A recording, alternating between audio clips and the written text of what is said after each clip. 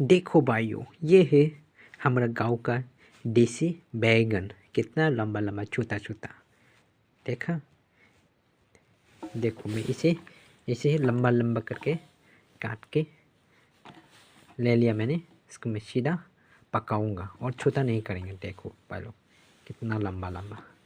मुझे ऐसे ही खाना अच्छा लगता है। ये छोटा बैगन और ये देखो मैंने इतना लंबा लंबा करके पीस करके रखा है। सीधा बॉईल करूँगा और खा लूँगा।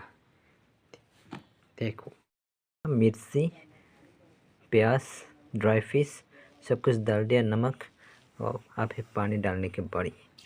उसके बाद सीधा पकाऊँगा।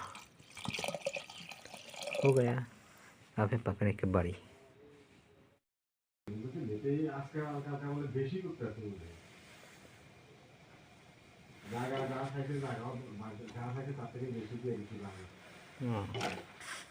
মানে হেড জন হেড উপরে কই উঠে করতে হবে বুঝছেন